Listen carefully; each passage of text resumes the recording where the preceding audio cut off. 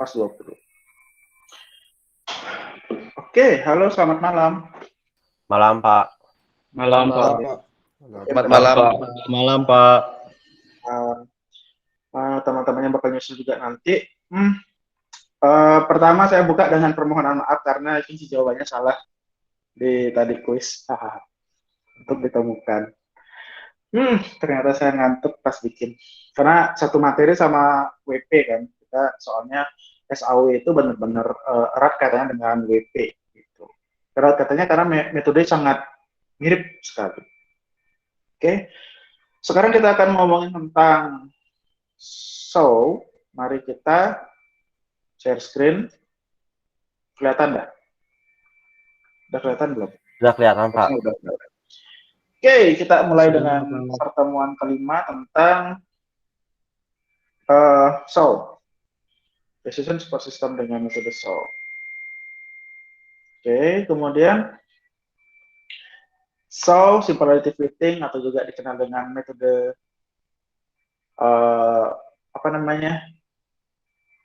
weighted sum model, WSM, gitu, seperti yang sudah saya bilang. Ini merupakan penyebelahan dua bobot. Ya, ini kunci jawaban yang salah tadi, karena salah ganti kunci jawaban. Mohon maaf. Oke, SOW ini berkonsep mencari penjumlahan terbobot dari rating kinerja pada setiap alternatif pada semua atribut. Mirip, merupakan cara paling mudah dan intuitif untuk menangani masalah NCDM. Sama mudahnya dengan WP kemarin. Metode SOW membutuhkan proses normalisasi metrik keputusan X pada suatu skala yang dapat diperbandingkan dengan semua rating alternatif yang ada. Merupakan metode yang paling terkenal dan paling banyak digunakan dalam menghadapi situasi MADM. Kira-kira kalian tahu nggak metode SOW kayak gak? Pernah dengar nggak metode SOW? Rata-rata semester 5. Baru sekarang, Pak. Baru sekarang. Okay. Ini adalah metode, kalau misalkan kalian dengar DSS, ada dua metode yang akan paling sering, yaitu yang pertama adalah SOW, SAW, yang kemudian adalah AHP, itu yang paling sering, yang paling terkenal, yang paling jadi dasar fundamental perhitungan DSS.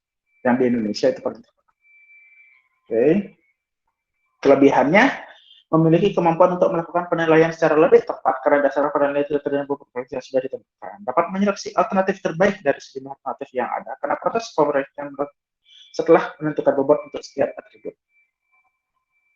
Dapat menentukan nilai bobot untuk setiap atribut yang kemudian dilakukan dengan proses perankingan yang akan menyeleksi alternatif terbaik dari sejumlah alternatif. Itu kelebihan.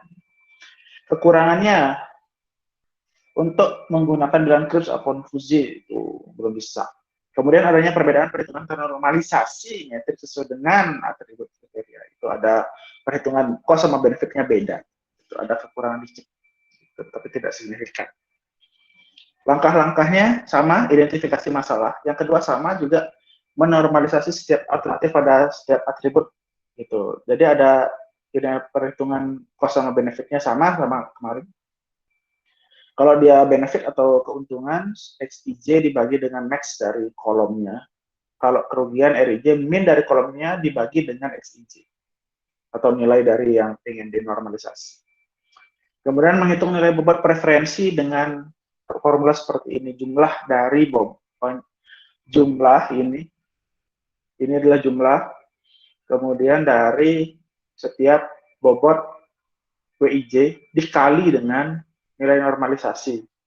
Itu bobot kriteria dikalikan dengan normalisasi alternatif dapat rankingan. Studi kasus sama persis sama yang kemarin. Pada bagian promosi di perusahaan yang bergerak di bidang perjalanan wisata ingin melakukan pemilihan terhadap objek wisata yang di daerahnya. Sebagai rekomendasi turis pemula dari mancanegara, terdapat 5 kandidat dengan 4 kriteria, yaitu keindahan alam C1, biaya, keamanan C3, dan sarana dan prasarana. Oke, kita coba kerjain ini di Excel seperti biasa. Excel saya mana? Oh ini. Excel. Oke, saya benerin dulu deh sedikit. Nah. Oke. Kita punya data seperti ini, mirip sama yang kemarin. Oke.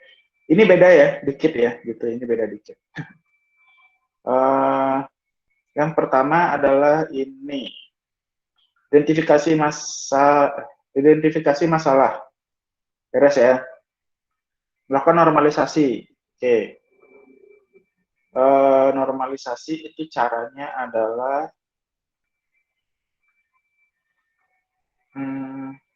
gini. Kalau dia benefit, ini saya ganti ya. Jadi kayak kemarin, ini band, ini cost, ini band, atau kriteria.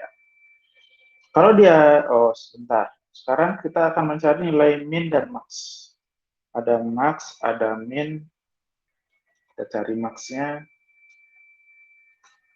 Kita cari max-nya. Kita cari min-nya. Min dari ini. Oke, bisa ya. Max min di Excel bisa ya. Tuh, kemudian min. Oke, kita dapat max dan min. Untuk apa namanya, kita mendapatkan pertama kali normalisasi, kita gunakan yang ini.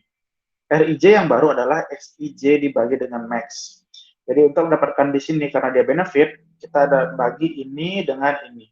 Oke, bagi ini dengan ini. Jadi caranya adalah, saya manualin dulu ya. Ini dibagi dengan ini. F4. Oke, jadi hasilnya seperti itu. Kemudian ini juga kayak gitu. Ini karena benefit, ya kan, ini dibagi dengan max. Validasi. Oke. Karena ini juga benefit, ini dibagi dengan max. Validasi. Oke. Lanjut. Oke. Nah, karena ini cost, berarti kita akan membagi dengan, sesuai dengan rumus yang ini, min pada kolomnya dibagi dengan XIJ-nya. Jadi ini min dibagi dengan ini. Jadi yang divalidasi yang ini. Oke, hasilnya seperti itu.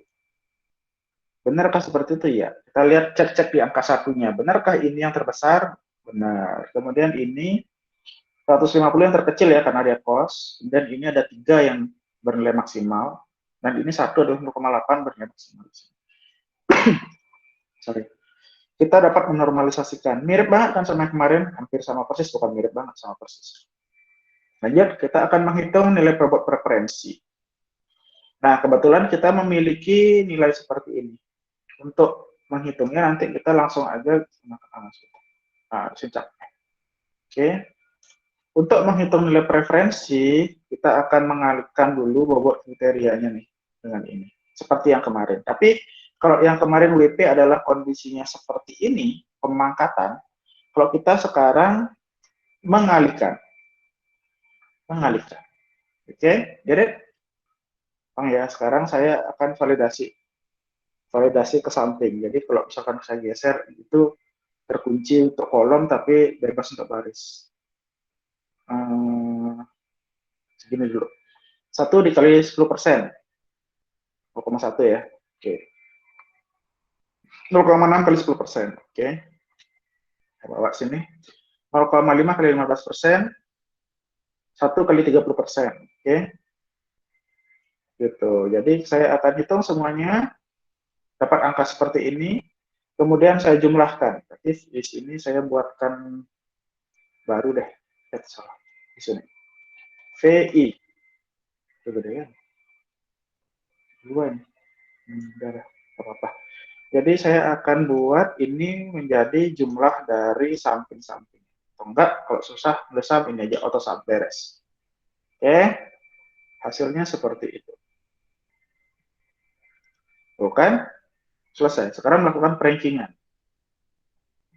Kita punya ini, kita punya ini. Kita paste value ya. Paste value. Seperti itu, kemudian kita sort descending berdasarkan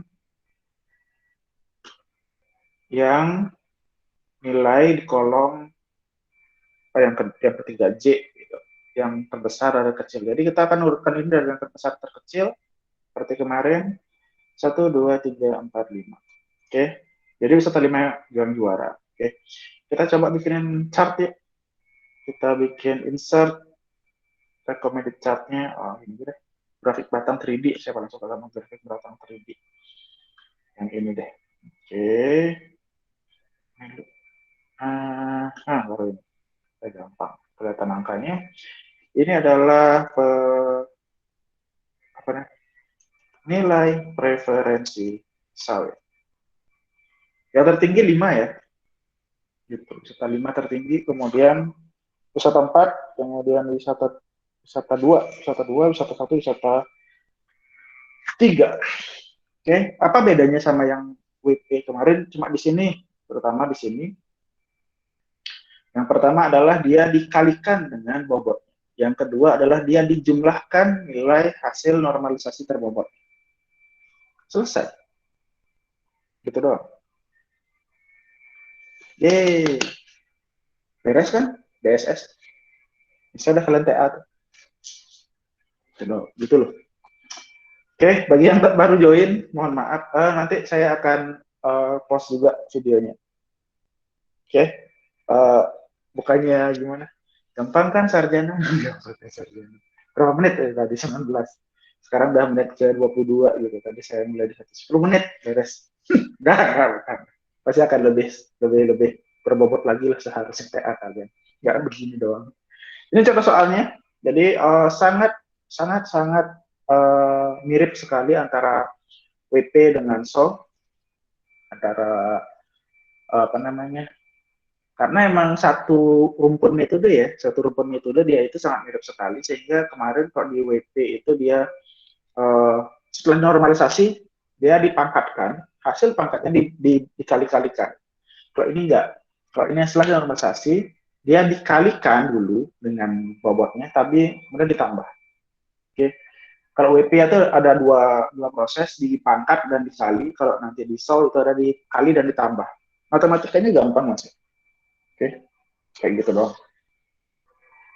Oke, ini adalah dua metode yang paling dasar, yang paling fundamental, yang paling terkenal, yang paling gampang nyari contohnya di seluruh penelitian yang ada di dunia pun sekalipun. Kalau ini agak susah ya, bahasa Inggris.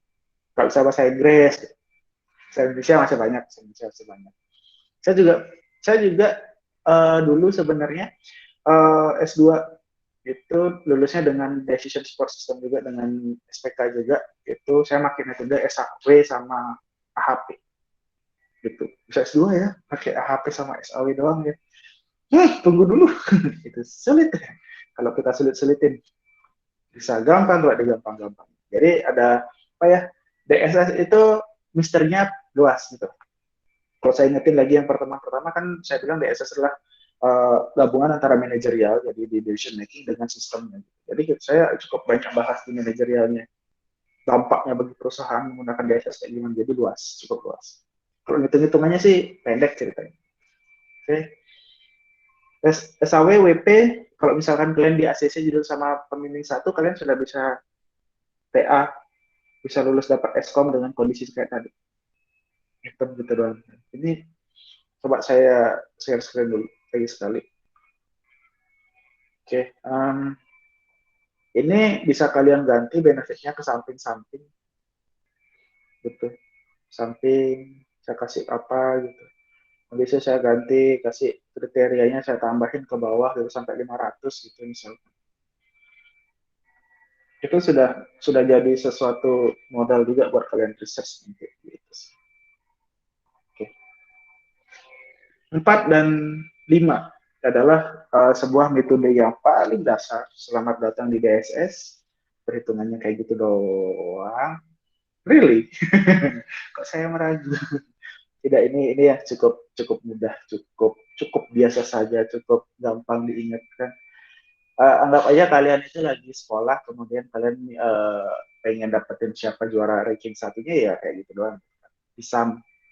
Kan disam. Anggap begini. Andai saja saya punya satu kelas, gitu. Ada 4 kriteria, 5 anak, dan bobotnya saya satuin semua. Hitungannya sum ini, WSM ini kan kayak dijumlahin doang. Ya kan? Beres. Dijumlahin doang. Cuma kalau nilai anak-anak kemarin kan tidak pakai normalisasi gitu.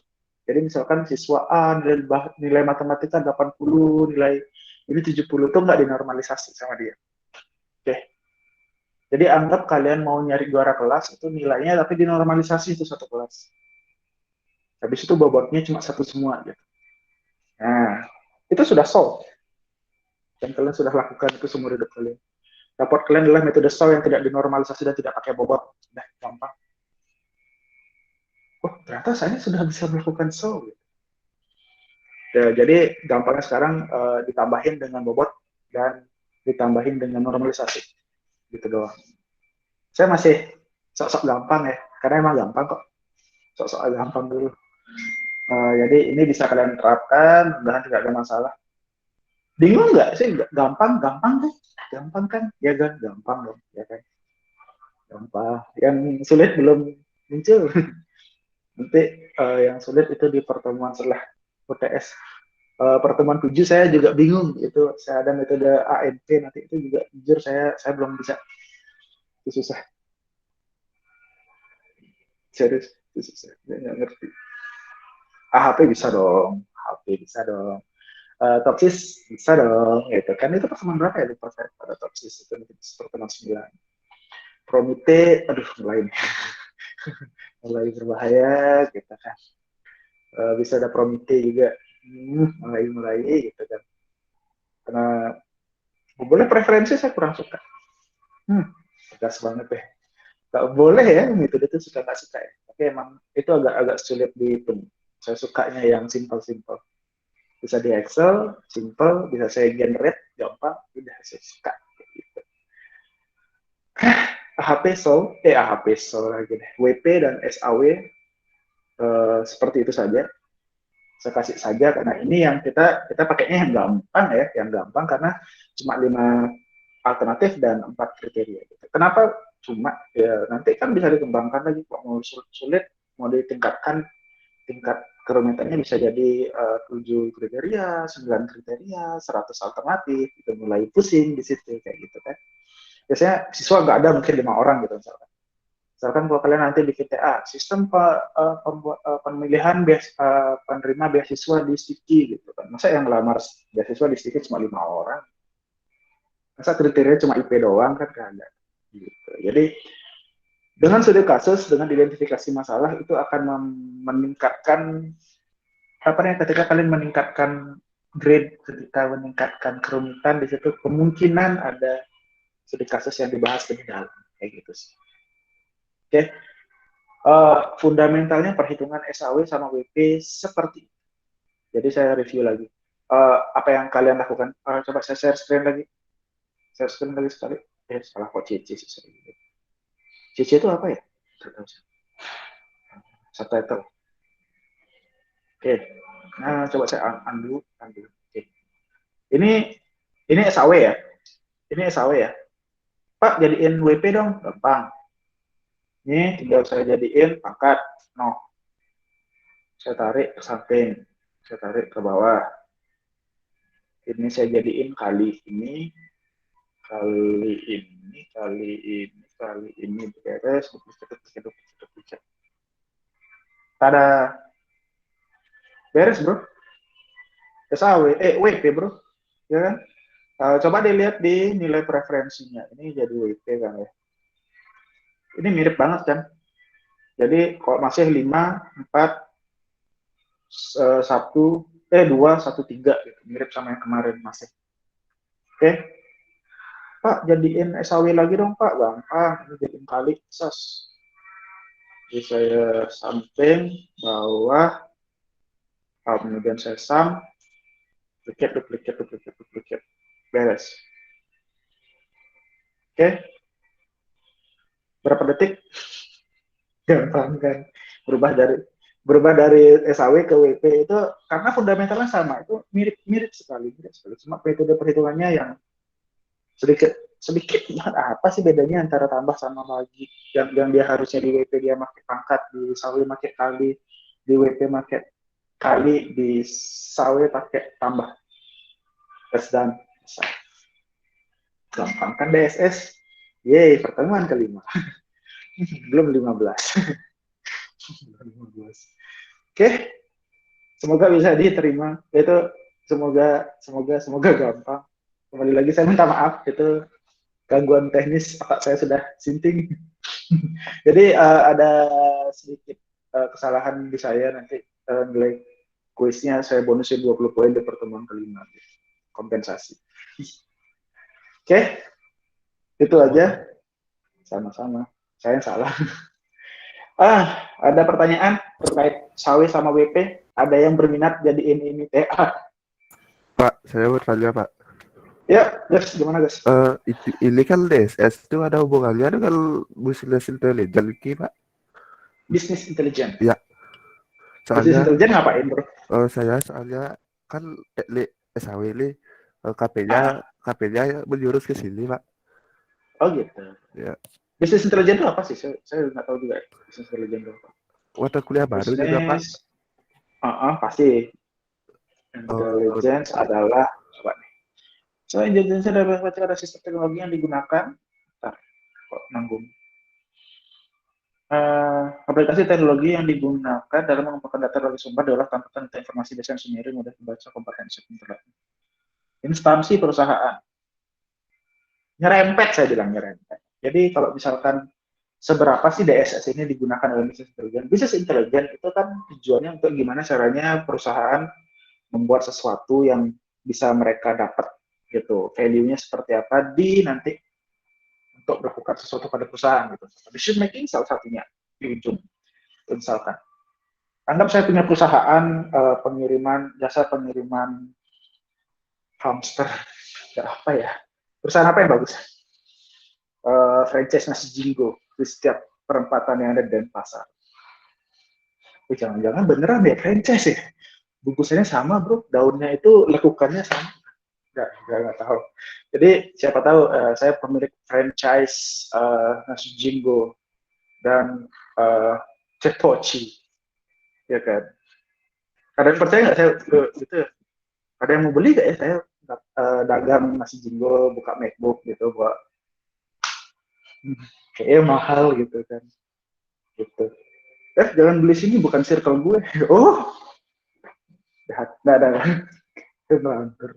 Oke, kalau misalkan saya punya bisnis nasi Jingo yang di setiap pengkolan itu, kemudian saya ingin menambah franchise, gitu. Saya akan panggil itu asisten saya yang biasa jaga warung.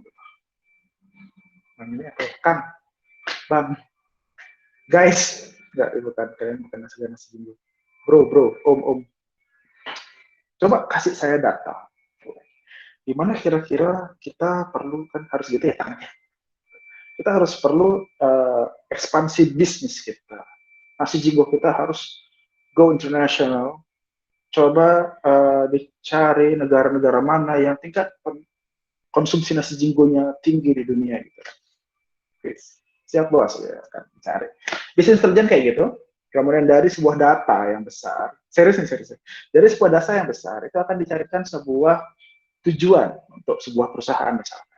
Misalkan perusahaan ingin mengklaster, saya ingin mencari negara mana yang unggul buat perusahaan kita nih gitu. Jadi dikelompokkan yang rendah, sedang, tinggi, gampangnya kayak gitu. Oke, setelah dari negara yang tinggi dikelompokkan, kemudian kita nggak mungkin bisa bikin franchise tiba-tiba semuanya sama rata, kemudian kita pakai DSS nih untuk memeringkatkan yang mana yang bagus nih. Ternyata dari sekian negara kita akan ekspansi ke Kenya gitu, misalkan ke Wakanda gitu, misalkan. Wakanda paling tinggi gitu kan.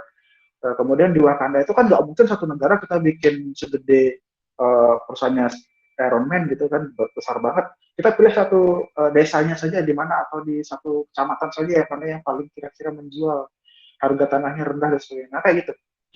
Oke, Gus ya. Kayak gitu bisnis intelijen ada nggak hubungannya sama DSS? Ada. Ketika memang DSS-nya mengarah ke bisnis. Jadi ada hubungannya. Seperti yang saya juga bilang sebelumnya, memang DSS itu kan memang decision making bererat hubungannya dengan manajerial. Jadi di situ akan ada hubungan dengan business intelligence. Gitu. Data analyze, data science masih di bagian itu. Gitu. Karena memang zaman sekarang tidak ada ilmu murni, menurut saya ya, ilmu terapan itu, ilmu yang akan dipakai di lapangan. Itu tidak ada yang murni.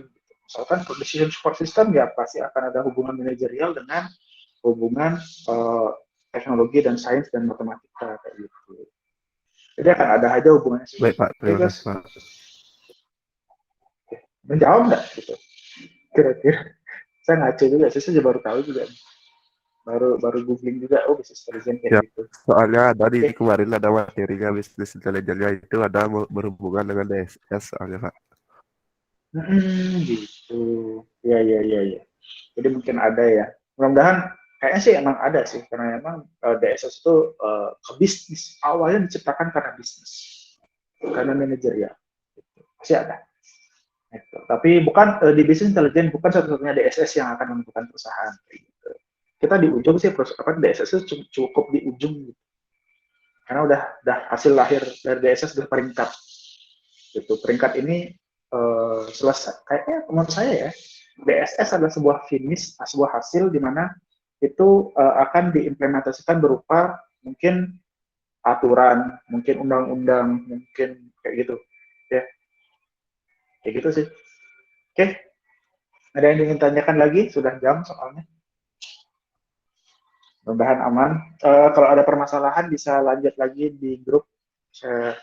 Kalau misalkan ada yang berminat, makanya asik sih. Itu 10 menit udah dapat TA kayaknya gitu. Nggak ada saya itu sangat-sangat menyederhanakan kasus ya. Oke, mudah-mudahan bisa ada insight. Pertemuan kelima ini seharusnya sudah ada arah. Kita akan gitu-gitu doang. Ya, saya berbohong.